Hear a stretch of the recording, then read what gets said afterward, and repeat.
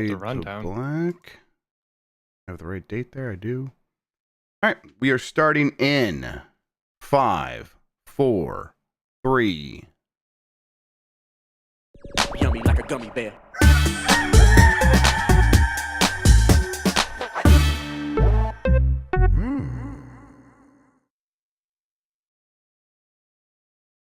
It's the internet. You're busy. Let's do this for October 30th, 2024. For the next hour or so, let me help you sort through the world of gaming on Game Mess Mornings Live with me, Jeff Grubb. Today, is Indiana Jones going to be as good as the previews make it sound? And BioWare is already making promises about the next Mass Effect. But first, please join me in welcoming today's co-host of Game Mess Mornings. It's Sean, TurboShawn McDowell. Sean, how are you doing? Jeff, did I stay up a little bit after we got done playing Call of Duty last night to play more Call of Duty? Maybe. Who can say? Good move. Maybe that was really fun. I was just on a roll there. It was good. Yeah, I had a good time playing Call of Duty last night, and I also had the urge to play more. I didn't play much more, but I'm dead tired for some reason. I have no idea what it is. I thought I went to sleep at a somewhat decent time, but I don't know. Apparently, it did not take. But yeah, sometimes sleep, just doesn't take. That's how it works. Did not find purchase. No. I was really enjoying that though. Turns out Call of Duty's still fun. Yeah, absolutely. And just running around multiplayer, me, you, Mike, and Christian. We had a little squad there after a show and just sat there honestly longer than I thought we would. Just having a good time. Yeah, it was like, definitely got into like, oh, let's do another one. Then we got to a point where it's like, well, let's have a good match before we end, because they started. That SBMM came for us, and it did. Yeah. We were absolutely getting creamed towards the end there, but I think it evened out. It did, and we had that a last good match. Time. Did not bother me all that much. Yeah, Nuketown is launching on Friday, so definitely check that out. I didn't end up using that Little Caesars double XP. I didn't end up using it last night, so I'll just get more Little Caesars. There you go. Just get more Little Caesars. That's the answer to all our problems. Exactly, and I will happily do exactly that. But yeah, how are you doing otherwise? You feeling good about like catching up on games for Game of the Year? You no. How's like Metaphor going? Like, how deep into that are you? Well, depends on who you ask, but I would assume I'm around halfway, around 40 hours in. Major story beat is happening right now that feels like it would be sort of the turning point in, a hero's journey story. So yeah, I'd assume I'm about halfway. I'm gonna get almost 20 hours in while traveling this weekend because I got an indirect flight to Dan's both ways because it was half price by doing that. I was like, I'll save like $200. Why not? Yep. Yeah, I got it. A lot of Steam Deck playing of Metaphor both ways. So I'm not too concerned about finishing that one. But circling back to other things that I maybe missed out on or didn't finish, like I would still like to get further in Infinite Wealth. I really only got around 20 hours in, I think. So yeah, that's one that works on the Steam Deck as well. So yeah. Yeah, that's actually how I was playing it for a while. And then, just things snowballed. Constantly had something to play. Summer was hella busy for us. So yeah, I'm going to try to squeeze in as many as I can in the next, month and a half-ish that we got here. Maybe a little less than that. So yeah. Yeah, there's definitely ones that I'm going to start feeling pretty bad about missing. The one for me, the most Jeff Grubb game is probably Lorelei in the Laser Eye. I'm just going to have to find time for that one. I'm just going to have to fit it in there somewhere. So we'll see. I bounced off of that one hard. So, and I know what you like out of a puzzle game. I'm curious to see how well this one sticks with you. I at least got to give it a shot. So we'll see. Yeah, there's definitely a chance I could bounce off to. Who knows? I can't predict what I'm going to like and what I won't. Let's explain what we do here. Most weekdays, I, Jeff Grubb, will help piece your gaming life back together. That includes breaking news and maybe even some of our own original reporting. For all these topics, I'll get the input of a bona fide expert who will make me look smart. If you are watching live on Twitch, welcome. You can always listen to the show later on podcast feeds by searching for Game Mess Mornings or find the RSS on giantbomb.com. You can also catch the show later with chapters and timestamps on YouTube. Hello, YouTube. All right, we have a lot to get into, so let's start the morning mess with Firewalk posts farewell message as cost of Sony's Concord deal reportedly revealed. This is from Tom Ivan at VGC. Of course, if you listened to the Bombcast yesterday, you know that we got word that Concord was getting closed permanently, and the studio Firewalk also was being shuttered After that, Firewalk posted their own message. This is kind of the follow-up to all of that. Firewalk Studios has posted a farewell message following the announcement of the studio's closure. Parent company Sony Interactive Entertainment, which only acquired Firewalk last year, confirmed on Tuesday that it was shutting the company down after its debut title bombed. The title in question was Concord, a live service shooter that Sony signed early in development for an initial $200 million, according to Kotaku. Its sources claimed that amount wasn't enough to cover the game's full development and also didn't include the acquisition of the Concord IP rights or Washington-based Firewalk itself. An earlier report claimed it cost $400 million to make the game. That's probably not right. Sony took Concord offline and pulled the game from sale within 2 weeks of its release this summer. Oh, God, I forgot it was just 2 weeks, citing a poor reception from players. In a farewell message published on Twitter, Firewalk said it was proud of the studio's work and its efforts to help push the medium forward, and it thanked players for coming along for the journey. In a full statement, it's published below. Let me read some of it. Firewalk is signing off one last time. Firewalk began with the idea of bringing the joy of multiplayer to a larger audience. Along the way, we assembled an incredible team who were able to, and then here's the following, navigate growing a new startup into a team during a global pandemic, build a new customized next-generation FPS engine in Unreal 4 and then 5, manage an acquisition and integration while readying technical and preliminary tests, and ultimately ship and deliver a great first-person shooter experience to players, even if it landed much more narrowly than hoped against a heavily consolidated market. We took some risks along the way, marrying aspects of card battlers and fighting games with first-person shooters. And although some of these and other aspects of the IP didn't land as we hoped, the idea of putting new things into the world is critical to pushing the medium forward. The talent at Firewalk and the level of individual craft is truly world-class, and teams with Sony Interactive Entertainment and across the industry will be fortunate to work with them. Please reach out to recruiting at PlayStation for inquiries, and thank you all to all the very many teams, partners, and fans who supported us along the way. See you in the Tempest, Firewalk Studios. We talked a little bit about this yesterday, but this continues to be the story of really big expensive game that kind of felt like it did just about as much as it could do right. Went out on the market and landed with the biggest thud it could have. Almost no one actually bought the game. Virtually zero people were interested in buying this game. And the studio looked around they were caught off guard. They couldn't believe it, and now here we are. And I think the biggest point that they make in this notice here of, hey, we're closing down, is consolidated market, right? Everyone's just playing the same games, and new games can come to the market unless they are catching on and have something to hang their hat on. They could end up in this situation as well. Yeah. There's a story to be told here, and I am going to be absolutely fascinated by it whenever it comes out, however it comes out, because clearly you said on the Bombcast yesterday, I think the phrase that stuck with me is one hand not talking to the other, or whatever, just the different parts of the chain that gets a game out there to the public were not really working together in a way that made sense. I think that's how we ended up in this mess to begin with, is people having an idea of what they want a game to be, other people, probably executives, wanting to have a certain type of game, marketing feeling one way, and people determining pricing and everything, determining to put it out for the price that they did, and how to distribute and everything. The whole thing was a mess, and I just really feel for the team who tried their best to put a good product out there, because it's tired at this point, but it never stops being true.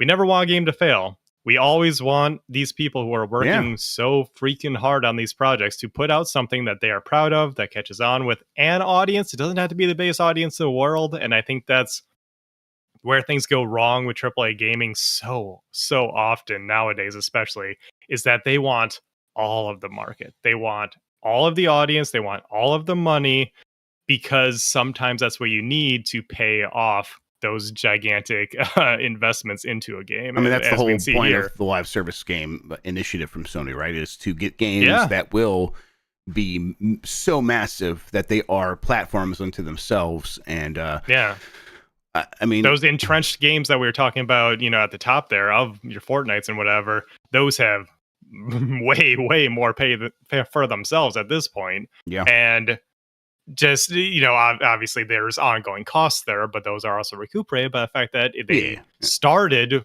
with a game that was smaller, grew it into the biggest game in the world, and now they can just, have sustainable, there's stories about like sometimes, they dip with the revenue and sometimes they peak, and it seems that things are going well over there, and everyone's trying to copy that. And there's also more stories about some of those games as well that I think that maybe people aren't taking into consideration when pursuing these really big games. You can't just make something big overnight. I think of something that I can speak a little more personally on, that I'm a little more familiar with, is every time a game tries to be the next Super Smash Bros. Melee. You have your Nick All-Stars, and this is a totally different scale, but it's just, again, an example I'm familiar with.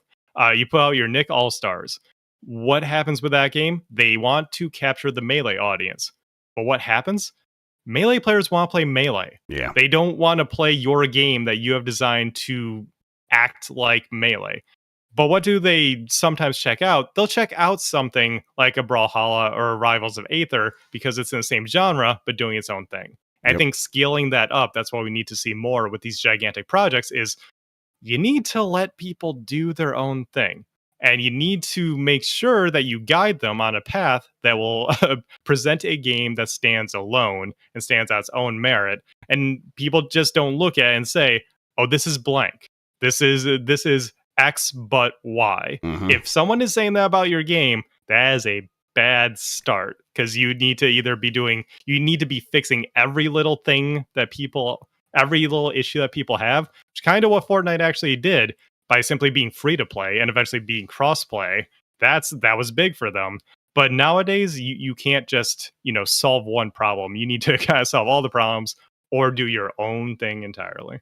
Yeah, it's I think that the executives, when they see like a Jim Ryan, when he's talking about hey, we're going to go do this initiative where we're going to have 12, 13, 14 live service games, they see the potential.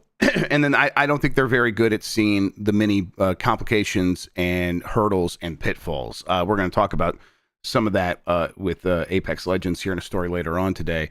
But it's like they're like, even when you do get a hit with one of these games, it's not like that's all your problems solved. Now you have the trouble of maintaining this thing and deciding like how do you add new content into it? Do you do it in a big way, or do you just do small updates over time and hope that's enough to keep players happy?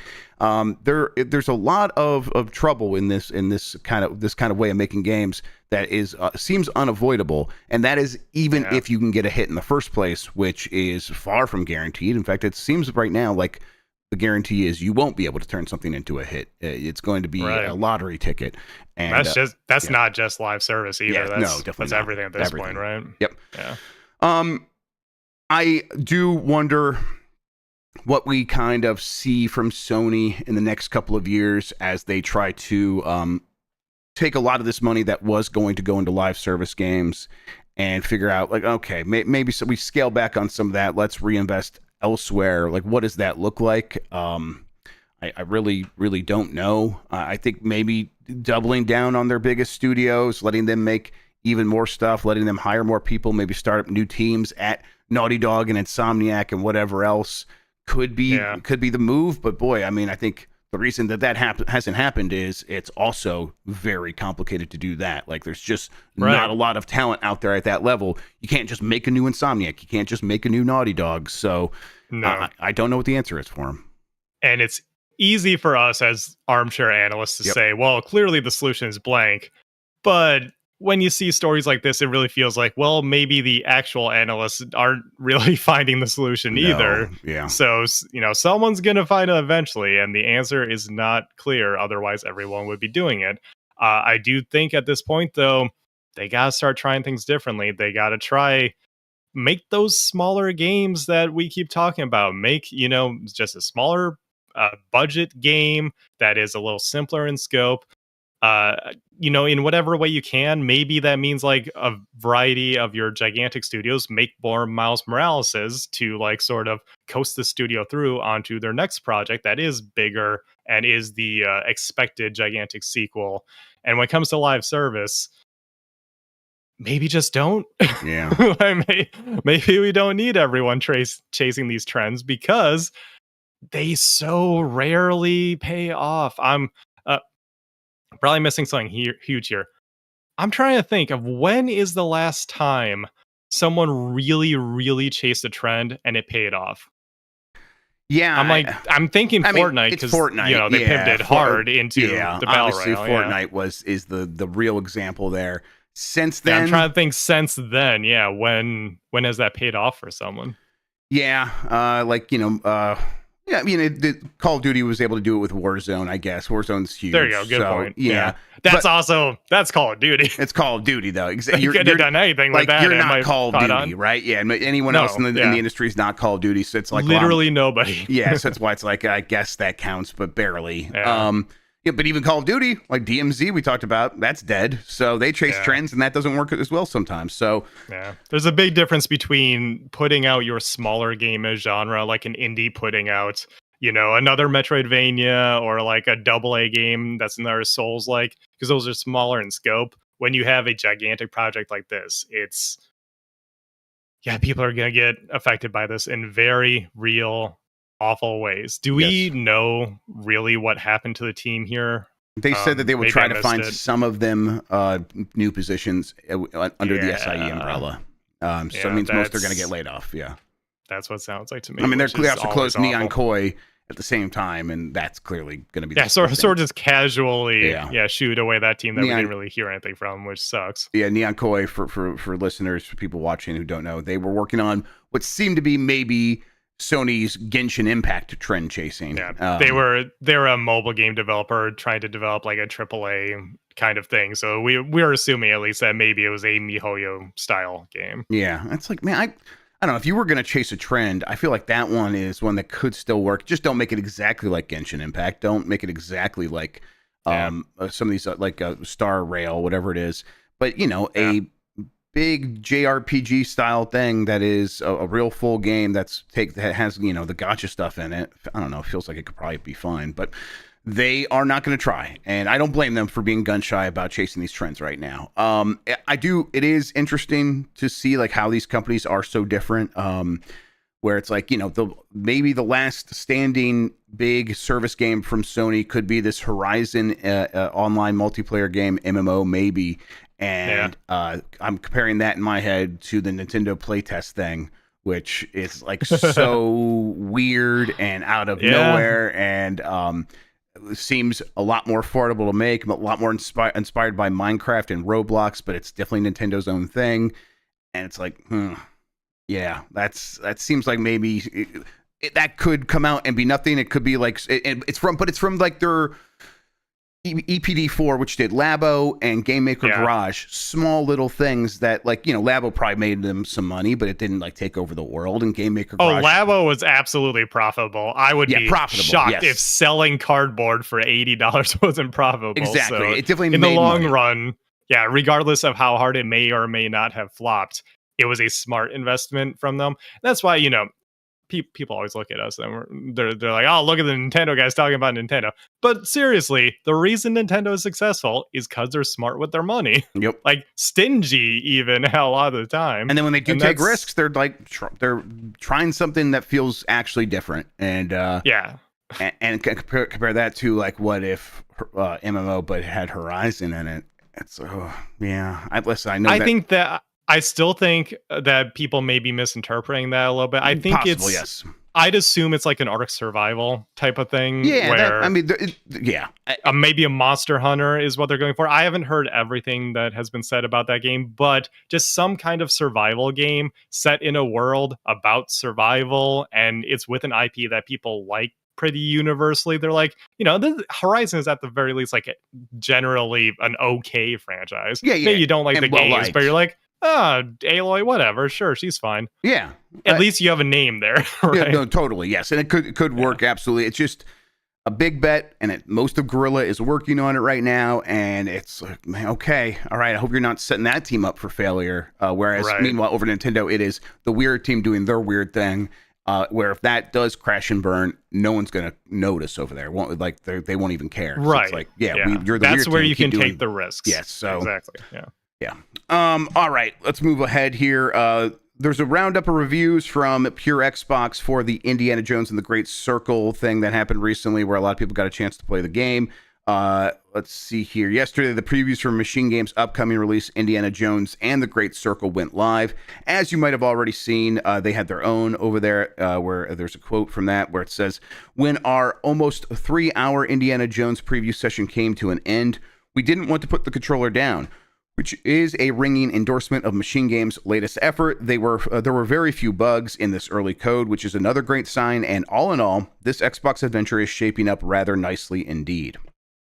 They have some quotes from some of the other previews, including from IGN, who writes, "I don't know if executive producer Todd Howard, who famously pitched this idea to Lucasfilm many years ago, had Machine Games in mind when he came up with it, but the pairing absolutely works, and I absolutely can't wait to experience the rest of Indy's latest adventure."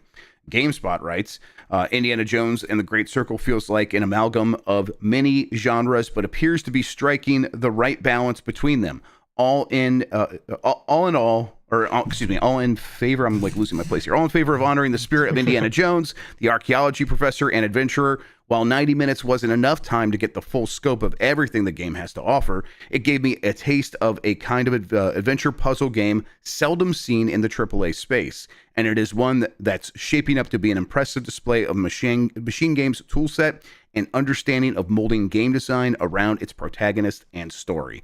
There's a few other quotes here, but they generally are in this flavor of, hey, we don't know if we played enough, but what we did play, we really like. This is also kind of different than a lot of other AAA games, and that seems, it's like different in a good way. It's like all this like generally buzzing positivity that I want to buy into, that I want to believe in. And we're going to be playing this game in December. It's not that far away. But I'm like, I am beginning to believe on this one. And I realize that could turn around and would be like, there are some problems later on, and it doesn't fully fulfill the promise that we once saw in the previews. But in this moment, I'm like, you know what? Machine Games making an Indiana Jones game about punching Nazis. I want that to be good. And everyone's telling me it could be very good. So how are you feeling about it? I feel that the studio who recently made a name for themselves making great games about killing Nazis is a good choice for Indiana Jones. Yes, and it seems like that's exactly what people are getting at here, for sure. Yeah, I'm one of the people who wishes it wasn't mostly in first person. I do kind of wish that they had just gone for the third person Uncharted / Tomb Raider style at this point. But I also trust Machine Games, and a game that they make themselves. They obviously had a hiccup there with Youngblood, but that also wasn't entirely them. Based on what they did with the first two Wolfensteins and all the DLC for those games and stuff, I fully trust them to put out a good game. Like, those games felt great to play. I thought they had a good balance of really good storytelling with really gigantic action moments. I thought it was a ton of fun playing each of those. And so I've been excited for Indiana Jones this whole time, even if it's not quite what I would have pitched myself or wanted out of the game. I think that they're going to really nail it. Yeah, I'll read this last one from Games Radar because maybe provides a little bit more insight. "I came away from the adventure feeling like this is about as close as I could get to being in an Indiana Jones movie myself. While it does entail a lot more stealth than I was expecting, it serves the kind of character Indy is. He is no bullet-spewing Nathan Drake, and I found it very satisfying to take out foes and traverse through the environment sight unseen.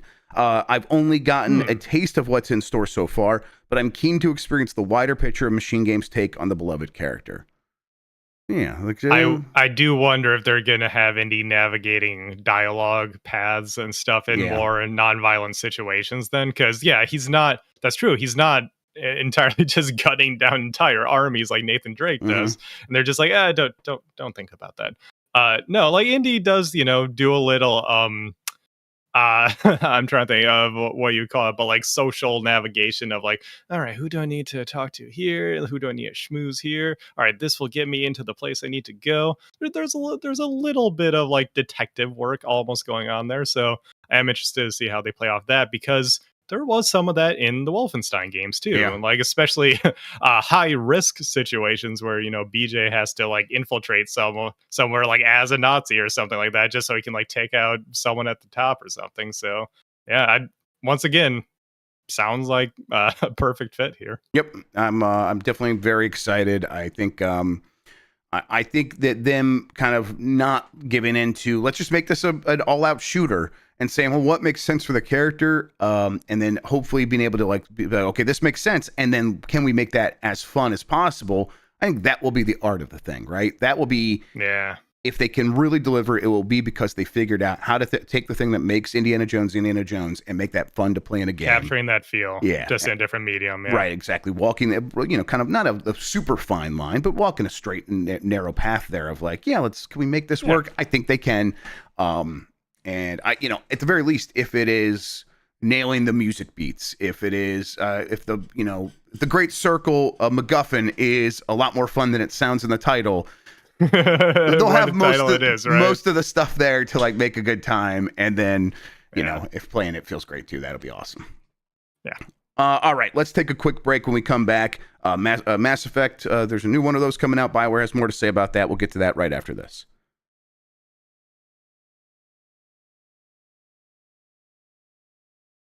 All right, we are back. Let's get into it. Just gonna skip this Mike Minotti ass headline here about Machine Games, what they said. Oh yeah, I did skip that. You're right. That was. Let's talk about that real quick. Yeah. So follow up to the last story. I meant to include this right there.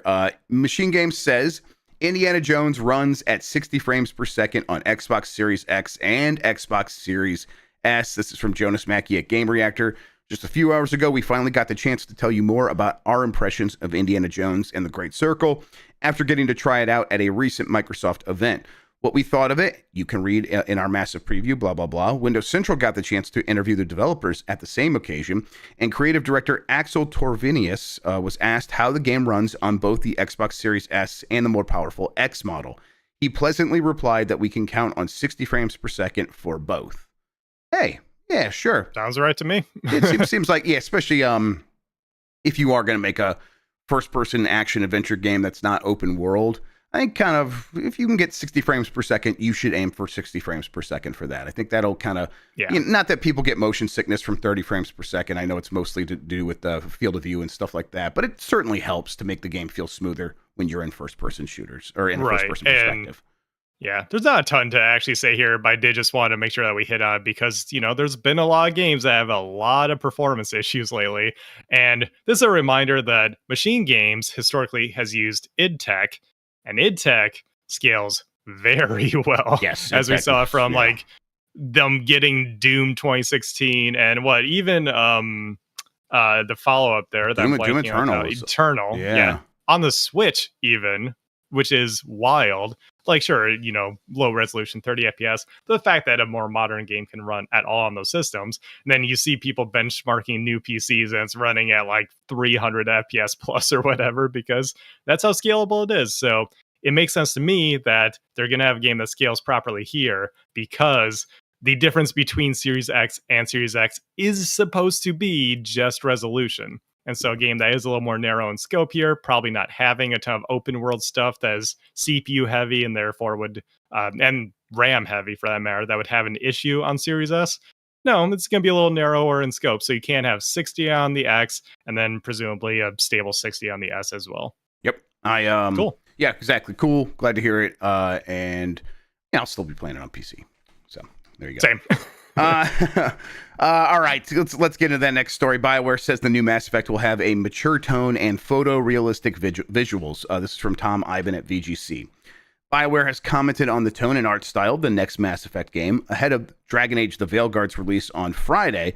Mass Effect franchise director and executive producer Micah Gamble said he's been contacted a lot by lots of players asking about BioWare's next big game. Lots of people asking me about Mass Effect now that Veilguard reviews are out, and October 31st is close, which is when the game comes out. he wrote on Twitter. Both are from the studio, but Mass Effect is Mass Effect. How you bring a sci-fi RPG to life is different than other genres or IPs and has to have different kinds of love. Fantasy RPG The Veilguard features stylized characters and an art style inspired by Northern Renaissance paintings and Akira Kurosawa films. Dragon Age art director Matt Rhodes recently told Electric Playground Network, "I'm not sure I agree with the Pixar thing, but Mass Effect is photorealistic and will be as long as I'm running it," Gamble said in response to a user who pleaded with BioWare not to explore a new visual style for the sci-fi series. Regarding tone questions, Mass Effect will maintain the mature tone of the original trilogy, he added. "This is all I'm going to say for now." So this is like, it sounds a little bit like a response to people who are still like, have that original Dragon Age trailer in their heads, where it's like, oh yeah, that thing looked a bit like Fortnite-y. That didn't look great. I hope Mass Effect doesn't look like this. And I get like the concern there, but also, you know, I think once you play Dragon Age, most of those concerns about Dragon Age itself will go out the window. But okay, still, you don't want any sort of stylization of that sort in Mass Effect. I can tell you, it's unlikely because, at least for the point that these are going to be completely different engines, right? This was Frostbite for Dragon Age, and they are going to be using Unreal for this, so it's not like they're going to be sharing the tech or something like that. They're going to be doing their own thing over there on Mass Effect, and they're probably going to want to make it look as much like Mass Effect as possible because they know that's what people want. That seems to be what they're saying here, and that sounds right to me. Yeah. And so first of all, when Mike was talking about this yesterday, I was looking at screenshots of Veilguard, since not really my jam. I haven't been following it much, but just looking at the screenshots, I'm like, this really doesn't look the way people are saying it does when I just see people talking about it in passing. It looks more video gamey to me than a game that is going for photorealism, but it's also definitely not cartoony to the point of being compared to Fortnite, I think. Like, just because some of the textures are a little more paint stroke or even cell shaded, that's immediately Fortnite. I don't know about that one, Chief. A little bit or whatever, it's just a way for them to stylize the graphics a little bit, presumably to get a little bit more performance and for them to have the fantasy elements pop out. Like, it's not photorealism by any stretch of the imagination. It is stylized for sure, but it's also not a cartoon in motion. Like, I don't know, people have been weird about this game for a whole variety of reasons, but this is one of them that is just I think things are getting overblown a little bit more. And so it makes sense that Mass Effect, which has gone for more photorealism, is going to stick in that style. Like, it doesn't make sense that they would just magically change it into something that's not. And also, like Mike said, he thinks that the style of Veilguard is fairly in line with where Dragon Age has been. It's always been a little more stylized, and so it makes sense for you just have two lanes going concurrently, you know? Yep. Yeah. I mean, and you played with the strengths of the various franchises, and they've put people in charge of these games that will make these games the best version so that they can be, and I think that's what Gamble's getting at with when he's talking about, I'm in charge here, and we're going to make Mass Effect a Mass Effect game. And I hope that's what people want to hear, because I fully expect them to do exactly that. I feel like this is going to be a return to form for Mass Effect. I know there's Andromeda reconsiderations at this point. Some people are kind of coming around on that. I don't know. When I played it, I found it kind of boring. But whatever.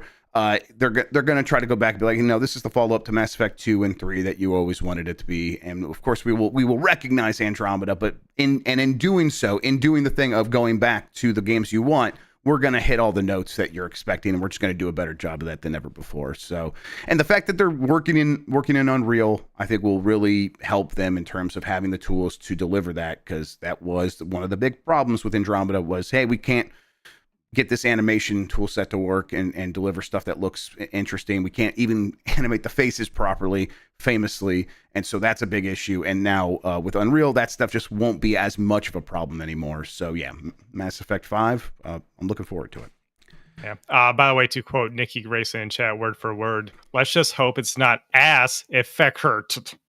I think Nikki might be waking up a little bit there. Yeah, you get there. You're going to get there. It's going to be good. A for effort, Nikki. Yep, absolutely. Okay. I'm sorry. There's people are dropping some news in chat. Let's show Cyberpunk is coming to Mac. All right, there you go. Sure, why there not? was, yeah, I did see this, and I guess I don't know why I didn't include it. I guess I was just like so sick of it. But Ubisoft just quietly launched a full blown NFT game. It's called Champions Tactics, and it's a PvP. Is that not the one we already knew about? I don't know. If we knew about, I don't. We remember already hearing knew it. about one of these. Yeah. But yeah, It's one a of these PV projects of theirs. PvP, excuse me, tactical RPG. Have fun with that, Ubisoft. I'm sure Yeah, it's going to be the next big hit. And then there was let's see, PlayStation Plus Essentials for November: Hot Wheels Unleashed 2 Turbocharged, Ghostwire Tokyo, and Death Note Killer Within. So one of the good anime games? Probably not, right? I don't know. Yeah, probably not. Okay, let's keep going here with the headlines I have written down. Pokemon card game Pocket launches worldwide today. This is from Liam Doolin at Nintendo packs. Life. Jan, get in here. Tell me about your openings. I want to hear all about it. Today marks the launch of Pokemon trading card game Pocket, and it's now available to download on mobile devices. The Pokemon Company has also shared a notice mentioning how it's still in the process of rolling out around the globe on both Android and Apple devices, and may only be available in select regions for now, although that's changing because they've we hit the button. It's happening. Just have some patience. So, you've been playing this because you've been traveling to New Zealand every once in a while. Now you could save a little bit. Every morning, yeah. Save a little gas money now. You can just stay at home and play it. That's right. Okay, so what's the sort of, as everyone's getting their hands on it, what's your, not final assessment, but your final initial assessment as it goes live? All right, Jeff. Oh no, he's holding audio. He's holding up Cheers. his phone to the screen. Oh, that's a lot of packs, and he's putting his fingers on it, and he's gonna draw across the top, and he just opened the pack in a very satisfying way. Hey, Right? coughing. Yeah. All right, Porygon, Wooloo. Man, these cards look great. Clobbopus? What? Clobbopus. It's a clobber and octopus. Okay. Slowbro. No, Slowbro. Not Yeah. bad. I think I might need one of those. Yeah. Cool. So that's how the pack opening works. If you have notifications turned on, you just get a little notification on your phone. It's like, hey, it's time to open a pack. Just fire it up, open a pack, see what you get. It's mostly driven around collecting the cards. They give you a ton of packs in the beginning of the game. So, as they're guiding you through, here's the menu you gotta go to do this thing and do that thing. Hey, good job. Open the pack now. And they're really trying to get you hooked on opening the cards. Yeah. I wonder why. Yeah, can't imagine. Maybe because there's microtransactions that'll help you open more packs. DNA is really good about that.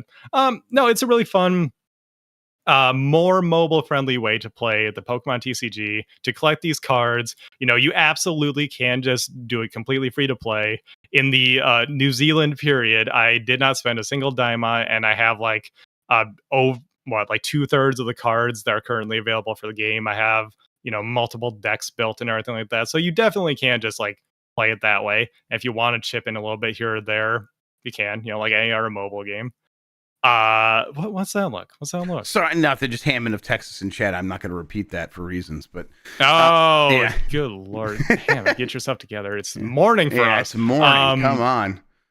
I'm going to. Speaking to you should. Speaking to playing the game, I neglected to mention this the first time I talked about it. The current Pokemon TCG has an issue with feature creep and power creep and stuff. There's too much going on. This is interesting because it kind of resets everything to zero. They're not just putting in real life cards. They're taking art from real life cards, but they are making their own cards that have their own stats, their own attacks and everything like that. So if you're tired of seeing, I need to get this really expensive card for my deck and put this really complicated deck together, you can kind of start with just hey, remember the days where you would just put down a Squirtle and try to evolve it up into a Blastoise and play against your friend who was playing the Bulbasaur and everything like that? We're back to that. And so it's really satisfying to go to a simple version of the game that is going to help people learn how to play it. And I'm having a lot of fun with it. I think it's cool to have this alternate way to play the game. You think that's what most people want? They're going to be happy that the cards are are they slightly different, or is it like a completely different card with the same art? They are literally completely different cards, Wow, just okay. with some of the same artwork. Yeah. Okay, So, and you think that's what people will be happy with that because they're like, if you care about those cards, those still exist over there. But if you're looking for something that's more simple. Right. I think the audience for this will be happy that this is a lot easier to understand, but it's also a good gateway to playing the actual physical game with your friends, or like going to your local community and like hanging out with people in real life. It's like I went to a pre-release for the new TCG set over the weekend, and boy, it sure is nice just hanging out with people who like the same thing you like. Yeah. You know, you spend a little bit of money, you get a whole bunch of packs, you build a deck out of them at a pre-release. That's what you do. It's just a fun time. And yeah, I think it's also the Pokemon TCG. If you're not one of those people who opens a crap ton of packs on YouTube or whatever, it's not that bad to like build a deck. Like, you can build a competitive Pokemon TCG deck for like $50 Oh wow, okay. total. Hmm. So yeah, compared to something like Yu-Gi-Oh! Or especially Magic, like super easy to get in the door. And I think this is going to be a good way for people to get familiar with the TCG. And so yeah, if you're going to download, check it out. I'd like to hear what you think as well. Yeah, so when I do build a deck and I want to go online and play, is it just matchmaking? Do I have to match with a friend? How does it work? No, it's matchmaking. It all works well. It's I don't know how they're doing the matchmaking. There's no ranked ladder at the moment, but they said that in the future there will be a competitive like ranked mode. Nikki's popping off in chat because they got shiny Marowak EX. That's what the card game does, man. You open these packs and it's like, ooh, shiny.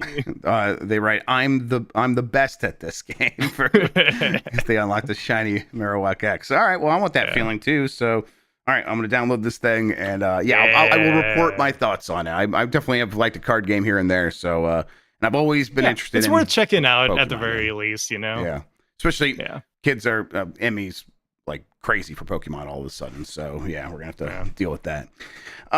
All right, let's see here. And as Apex Legends engagement declines, EA suggests it's not planning version 2. This is from Tom Ivan at VGC. EA is planning to make significant changes to Apex Legends designed to address a decline in player engagement and missed revenue targets. We do have a moment right now where we are managing the current trajectory of the business, CEO Andrew Wilson acknowledged during the company's second quarter earnings report on Tuesday. But we believe by virtue of the strength of the brand, the size of the global community, the position we hold in the top tier of these free-to-play live service games, that we'll be able to return to that growth on the business side over the course of time. Wilson said Apex Legends Season 22, which launched in early August, has fallen short of expectations. Following changes to the Battle Pass construct, we did not see the lift in monetization we had expected, he said. Two things have become clear in the free-to-play first-person shooter category. First, in the competitive landscape where brand, a strong core player base, and high-quality mechanics matter more than ever, Apex has proven to be a compelling franchise for us and an industry stalwart. Second, to drive significant growth and re-engagement, large systematic change is required. We will continue to focus on retention and breadth of content and service of our global community as we work towards more significant innovative changes in the future. During a Q&A session, EA was essentially asked to explain the pros and cons of incrementally improving the game in its existing form versus fully rebuilding the title and releasing something akin to an Apex 2.0. Oh, God. Yeah, it's a really good question and probably beyond the scope of this conversation, but what I would say is that typically what we have seen in the context of live service-driven games at scale is the version 2 thing has almost never been as successful as the version 1 thing, Wilson responded. And so actually the objective right now is to ensure that we are continuing to support the global player base that we have and deliver them new, innovative, creative content on a season-by-season basis, as well as build these other things, but build them in a way that players don't have to give up the progress that they've made or the investment that they've put into the existing ecosystem. Okay, so a lot of corporate word salad, but basically we're saying game engagement's lacking. We made some changes to monetization. That didn't help. So right now we're looking at ways that we can change things up in terms of the gameplay to keep people engaged, get them back in there. And so we'll be doing that, but it will be incremental. It'll be smaller stuff, and it will not lead to a Apex Legends 2.0. And you know, in general, probably not an Apex Legends 2. They're looking to just upgrade this thing, which is probably the right move, but also it also sounds like, okay, we are making decisions based on looking at the spreadsheet of number is here. And so if we spend this much money, we can maybe grow number up to here. But if we spent this much money making an Apex Legends 2, would the number go that much higher? And so I think that's kind of what they're talking about here. I don't know. What do you think? I think this leads into the conversation we had about 20 minutes ago about how everyone is scrambling to figure out how to keep these live. First of all, make a live service game, the initial conversation we had. Here's part 2. How do you keep a successful live service game going? Yep. That's why Fortnite is brand city nowadays, is because that's how you get people in the door. You say, hey, look, Spider-Man's in Fortnite now. Hey, all you Spider-Man fans, get in there. That's easy to do.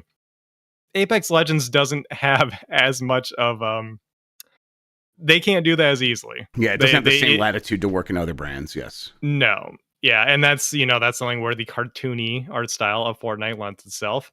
And so now Apex Legends is figuring out, well, people have played a lot of Apex. How do we keep them here? And that is the trick. I'm curious, this Q&A session, who asked them about Apex 2.0? Was that like a random question, or was that like an investor call or something? It would be. So it's an investor call. So usually the people that ask these questions are analysts that work at like Wedbush Securities and stuff like that. It's going to be people who like actively track the stock prices of these things and mostly know how these companies work. Okay. That's interesting, because I wonder why anyone would ever think that like doing a massive overhaul of the game is successful, where that hasn't quite worked out for a lot of other games. You have the more successful, I think the most successful one is what? Destiny 2, where people are just like, oh, hey, more Destiny. And they just kept playing. Counter-Strike, kind of the same thing. Right, Destiny 2 was, they released a packaged good at retail, and it felt like a real sequel, which is what kind of Activision was like, we love that. Do that. That's great. And that was a lot of work for the developers, and they didn't necessarily love doing it, so they have no plans to do it again, at least not for quite a very long time.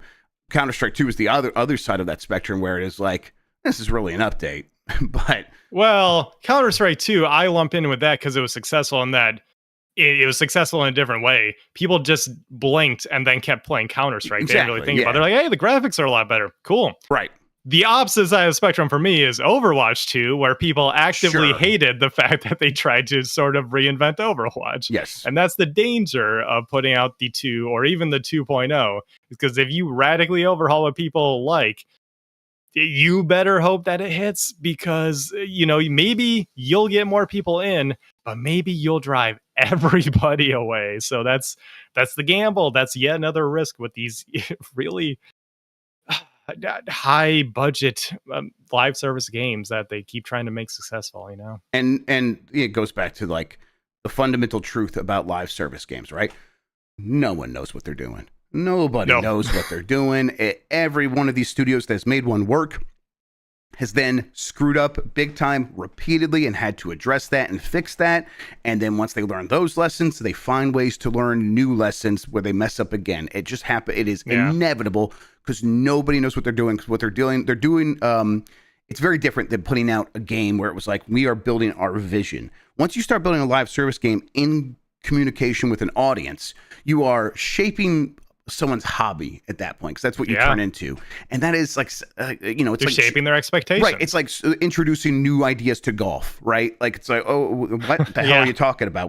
Golf is what we want it to be. And if we have ideas, it's awesome. If you have ideas, you better make them feel like there are ideas, or else we're just going to reject them. Any sport, really. Like, I hear football fans talking about like new kickoff changes, like it's the greatest change in the world, and I'm just like, I still just see it as football, dude. I don't know what the hell you're talking about, but that audience knows what they like and they know what they expect, right? And so it's like, you got to really, really think about every little change you're making. So when you come in with something like, here's going to be a complete overhaul to the point where it's version 2.0, that feels like it's going back to we're building something that is our vision, and it's kind of too late for that in a lot of cases with these live service games. You have to just keep doing it incrementally. And that goes, that doesn't even speak to the fact that, you are then looking at how much it costs to do this much work on this project versus how much you expect that to make. And they have a very good understanding of how that works for the most part. Like, these live service games, the benefit of them is it's predictable, the amount of revenue they make. We do this and this many people are going to show up and we know the whales are going to spend this much, and they can just kind of math it out. And that leads to, I think, what Apex Legends is going to do over the next 5 years is kind of this, not maintenance mode, but definitely just like smaller and smaller and smaller investments in these updates over time, so that they can just milk it, gingerly over a great timeline. It's like the original Planet of the Apes movies. Like they were always talking like, we made one and made this much money, and then we made a sequel for a little bit more, and it made a little bit less money. So what we started doing is we just like had a lower budget each time, and each one made less money, but each one was profitable. And then you get like some like movie they scrapped together in a field somewhere, Conquest of the Planet of the Apes, and eventually Apex Legends will probably have its Conquest of the Planet of the Apes movie, and then they'll just like slowly put it into maintenance mode at that point. That's my expectation. In between now and then, there's a lot of room to try some fun stuff, right? They still have not put Titans in this game, and if they do that, it's messed up, huh? Yeah, it's I take it personally. I do. Same. And it's like, so if they, they can always pull the ripcord on some of these ideas. Yeah. But that is a temporary boost maybe in engagement, because I'll go there. I'll play that stuff. I doubt I'm going to suddenly be playing Apex Legends as my hobby. So, yeah. Right. And it's okay for all these games to go into maintenance mode eventually. Look at MOBAs, Yes. They found their audience there, and it's okay for them to keep just trucking along like that. It's all just humans trying to figure out what other humans like. And, if someone had a one-size-fits-all solution, everyone would be using it. But like we said earlier, everyone's still just trying to figure it out. And to wrap this around to when your original point of this reminds you of the conversation we had earlier about Concord and Sony and live service games. The thinking seemed to be that live service games will be the answer to all of our questions that we have about what the future of gaming is. And it's like, if you just look around at any of these games, you can clearly see they just introduce a whole new set of questions you're going to have to answer. This is not the magical solution where you wave a wand and suddenly you've doubled the amount of money you're making. It's just not going to work out that way. And clearly that's been the case. So, right. All right, let's get to the last few stories here. Let's see. Let's get this last story. Here's who could reportedly play Lara Croft in the Tomb Raider TV series. This is from Eddie McHugh at GameSpot. A Tomb Raider TV series is in the works from Emmy-winning writer Phoebe Waller-Bridge, and now 2 names have surfaced for who could play the lead of Lara Croft. Deadline reported that Game of Thrones star Sophie Turner and Bohemian Rhapsody's Lucy Boynton are on the wish list to play the role. The site said they have not auditioned yet, but are among those being seriously considered for the part. Oscar winner Angelina Jolie played the role of Lara Croft in multiple Tomb Raider movies over the years. You went with this story over Keanu Reeves talking about Shadow the Hedgehog? I thought that might make you mad. Who's on this show today, Jeff? All right, I don't know who any of these people are. Sophie Turner. Is she married to one of the Jonases? Who knows? All right. Get Nikki on TMM if you want to talk about this. Sonic 3 star Keanu Reeves has done his homework for a role as Shadow. We go. From Ollie Reynolds at Nintendo Life. After the incredible work from Sonic team on the excellent Sonic X Shadow Generations for Switch, the year of Shadow continues with the movie release of Sonic the Hedgehog 3 on the 20th of December 2024. To help keep the hype going, director Jeff Fowler answered fan questions during a Sonic Revolution online expo and commented on the sheer commitment from actor Keanu Reeves to bringing the role of Shadow to life. Yes. Now, we all know that Reeves is an absolute delight who gives his all when it comes to his career and giving the fans what they want. You might even say he's the one. Okay, guys, come on, calm down. But it's nice to hear that he's been taking his role as Sonic's angsty rival very seriously. Here's what Fowler had to say. It's so awesome that we got Keanu Reeves to voice the character, and he was so fantastic to work with. I think he thinks the character is awesome. I think he definitely understood what we were going for and was very excited to kind of do his version of it. But he, like all of the cast, really wants to get it right. He really cares. He would give us so many different versions of line readings and just want to keep going. He was not just a sort of showing up and just reading the script into a microphone. Like, he really wanted to create a very fan-faithful version of the character. He did research in our first meeting. He very clearly had gone and done his homework, which was awesome. And so I just can't say enough wonderful things about Keanu. Blah blah blah. What do you think? Yeah. What do you think the homework was? Like, do you think he was reading? Do you think he like was reading the comics? Fan fiction, baby. Fan fiction. You think he was reading fan fiction? Yeah. Keanu's the kind of guy who will get in the trenches with that stuff, man. He wants to get what the fans want on that screen. You know what I'm saying? There's like a very high likelihood that one of the hits on the fandom page for Shadow the Hedgehog is Keanu Reeves, right? So he's been surfing my parent company's website. That's right. Yeah, of course he has. Keanu's part of the family, you know? You're part of the fandom family now, Keanu. I'm very interested to see this. Was Shadow the one that Mike was telling me, like, his origin story is they like created it in a lab and it's just coincidence, he looks like? Yeah, Gerald Sonic. Robotnik created Shadow the Hedgehog as the ultimate life form, and they don't denounce it, but yes, technically there is no reference to Shadow in any way, shape, or form being based on Sonic the Hedgehog. That rules. They can't just let that rock as a coincidence. That rules. What an incredible game series. First of all, I will say I'm a huge Tomb Raider fan. I just don't give a crap about that TV show. Sure. Second of all, I'm a huge Sonic fan. Sonic is dumb, y'all. Yes. Fellow Sonic fans, come on, we have to admit at this point, Gerald Sonic out there is doing dumb. his thing. Yeah. Yeah. But we can love it anyways. This is the kind of stuff where I look at this, I'm like, yeah, this is the kind of hokiness that I'm all on board for. This is just silly. Keanu's out here having a good time with the role. That's what I like to see. People being happy. It is bananas just how much those movies have crushed to the point where it is like an industry unto itself. Me. Yeah. Yeah. Like those kids will love those movies. Yeah. I still haven't seen, I saw part of the first one in passing just because I don't even remember. I think both of them just came out at times I was doing other stuff and I couldn't get my friends to go to the theater to go see it because we're like, hey, Sonic has a movie. That's probably going to be bad, right? Let's see it and laugh at it. And then it turns out to be good. We're like, oh, snap. We should like loop back around and like rent it and sit down and watch it sometime. So I don't know. Probably will at some point. I need to get caught up on this stuff. I need to see what Keanu level in Shadow Generations looks like. Definitely. Also, I'm slowly getting Mike Minotti addicted to the Pokemon. Yeah, TCG he's like, oh, I like opening these cards. Yeah, it's a good feeling. You can like crinkle the foil on the wrapper and everything like that. It's very satisfying. I love crinkling stuff in games. All right. You know what? Let's get to the poll question. Let's do that now. This is from Monday. Do you want a Starfield 2? Your options were yes or no, and 23% of you said yes. 77% said no. And I listen. I think for the way people talk about Starfield, that's honestly a little more yes than I was expecting. Yeah, I mean, right. There are definitely people out just there. A little bit. Is it like 1 in 4 out there that like are out there saying I really like it? It doesn't feel like that. That's like that sometimes. But yeah. Maybe some of the yes respondents are people like, well, I didn't love Starfield 1, but Starfield 2 yeah, could maybe work. they're optimistic about the actual story that we were telling with this one of learning from their mistakes and making a better Starfield in 2. Yeah, I'm all for it. Yeah, learn from your mistakes.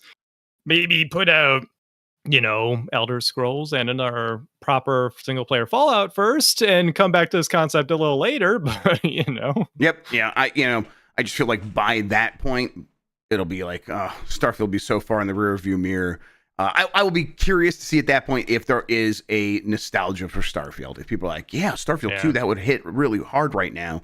I wonder if that will ever get to that point. All right, new poll question. We'll get to that here in a second. Before we do, Sean, why don't you tell people what you're working on, what you have going on, where people could find you on the internet, all that good stuff. You want to find me on the internet, you can do so on Blue Sky. I am TurboShawn, and the email address after that for all that crap. You can find me exclusively there. Screw the Arrow website. I did the biggest thing that a social media person can do. I unpinned it permanently from my pinned tabs. Yeah, Blue Sky replaced it. Yeah, it's just a better place to be. I put it's Blue old Sky Twitter. above Twitter now. Yeah, I'm not it's not on my Twitter. home screen on my phone. I have this career because of Twitter as a big part of it, and I'm like, I was there. I have such good memories. It sucks now, though. It really does. There was a thread about why the humans are the good people in Avatar the other day, and then some just idiot responded to it talking about like if they would have just sent persuasion experts in there instead of jarheads, they could have had a win-win scenario. I'm like, first of all, do you not understand it's a story? So like they just wrote the story as they wanted to write it. So it wasn't like someone somewhere decided not to send persuasion experts. And persuasion experts like that Scott Adams bullshit, Dilbert, dickweed, get out of here. You people suck. This entire website sucks. You're so stupid. If anyone's wondering why we stick around at all, yes, it's part of the job. Like there's still an audience there who is still yet to migrate to another platform. So that's why I'm checking notifications. So if someone like pings me with, whatever, like, hey, I like the show, I'll still check it out and I'll still interact, but I'm not checking on a daily basis like I am other stuff. So yeah. For the record, find me. Of course, everyone knows they did send in persuasion experts. There was one, Jesus Christ, there was one military guy that got sent in after his brother died. I'm sorry, I knew where I was going to get. This is why I sound like when I talk about Pokemon, huh? Man, Avatar's great though. Come on. You can find me at Dan Reichert's house this weekend, doing our extra life stuff. Yeah, for the first time ever, actually, in person, which is wild. bit.ly/GBXL24 if you want to sign up to stream for Team Giant Bomb, or if you want to donate money towards your local children's hospital, which is what we're raising all this money for. Make sure to check it out. Check out the stream this weekend. Me, you, Mike, Dan, Kayla's going to be there. Other friends are going to be there. We're going to have a good time just being silly and raising some money for the kids. But as far as the site, Jeff, I think we got something going on in a little bit here, actually, right? Yeah, we are going to. I forget what are we doing today. We're doing zombies, right? We're gonna get some zombies on here pretty soon. So we're gonna do a little Call of Duty Black Ops 6. Mostly zombies. I want to squeeze some multiplayer in if we have the time. Yeah, we'd love to do that. Yeah, that'd be fun. We can try to get the zombie skins and take that into multiplayer. Be all spooky that way. I think what are we aiming for? No later than it'll be no later than Eastern? 1 Eastern. Yes, but we'll try to start here. Maybe we soon. Start early if we have the time. Yeah, we'll get on there. Maybe you and I could just start with some multiplayer while everyone else. That'd be fun. Yeah. Okay, we'll get that going. And in the meantime, new poll question is: let's see here. Do you want an Apex Legends 2? Yes or no? Just kind of see how people respond to that. And it's the easiest thing in the world. Be like, yeah, sure, if it's everything I want it to be. But I wonder if there's people that will still be like, no, just keep working on Apex Legends 1 still. So we'll get the results of that. Talk about it on Game Us Mornings here on Giant Bomb tomorrow. Once again, speaking of Giant Bomb, plenty of stuff happening today. Blight Club should return later, all that stuff. So, yep, we're going to have a busy day. Keep your channel stuck on here on Giant Bomb. Hang out with us. Because that's how I used to watch TV. All right. And I think that's going to do it. Sean, thank you so much for hanging out with me today and talking about video games, man. I really appreciate it. Always a fun time, Jeff. Thank you all for listening. Thank you all for watching. You are the best audience in gaming. Until next time, have a good one. Take care of yourself and goodbye. Persuasion experts.